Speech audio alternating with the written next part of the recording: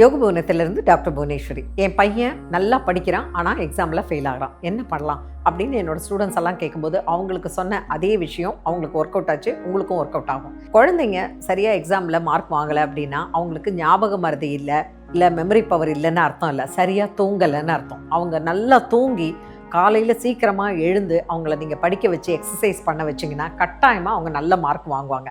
அதுக்கு ஒரு 4 டெக்னிக் உங்களுக்கு நான் சொல்கிறேன். அதாவது நம்ம மூளையில் ஹிப்போதலமஸ் இருக்குது, அதுதான் ஹார்மோன் சுரப்புக்கு முக்கியமான விஷயம்.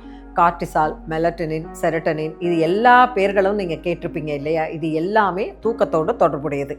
இரவு குழந்தைகளை 10 மணிக்கு முன்னாடி தூங்க வச்சுடுங்க, மேக்ஸிமம் 10:30 மணி, அதில் நல்லா தூங்க வச்சுடுங்க.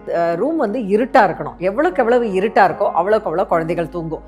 ஒரு சின்ன விளக்கு வச்சுக்கிறேன் அப்படின்னு வைக்கவே வைக்காதீங்க. குழந்தைங்க தூங்குற வரைக்கும் விளக்கு வேணும்னா வச்சுக்கோங்க, அதுக்கப்புறம் நீங்கள் ஆஃப் பண்ணிவிடுங்க. இந்த இருட்டு என்ன பண்ணும் அப்படின்னா ஸ்லீப் ஹைஜின்னு பேர் அதுக்கு. நல்ல தூக்கம் வரும். நல்லா தூங்கிட்டு காலையில் சீக்கிரமாக எழுப்பி அவங்கள முதல்ல எக்ஸசைஸ் பண்ண விடுங்க. ஒரு 5 தடவை முன்னாடி நான் சொன்ன மாதிரி சைக்கிளிங் பண்ணுங்கள், ஜம்ப் பண்ண வைங்க, ஸ்கிப்பிங் பண்ண வைங்க, ஓட விடுங்க, நீங்களும் கூடவே இருந்துட்டு அவங்களுக்கு நல்ல சூடான பால் கொடுங்க. இந்த ஸ்மூத்தி, இந்த வந்து ஜில்லுன்னு இருக்கிறது அது கொடுக்காதீங்க. வார்மாக கொடுத்தாதான் பாடி வந்து நல்லா ரீஜெனரேட் ஆகி அன்றைக்கி டே ஃபுல்லாக நல்லா ஒர்க் பண்ணுறதுக்கு ஈஸியாக இருக்கும்.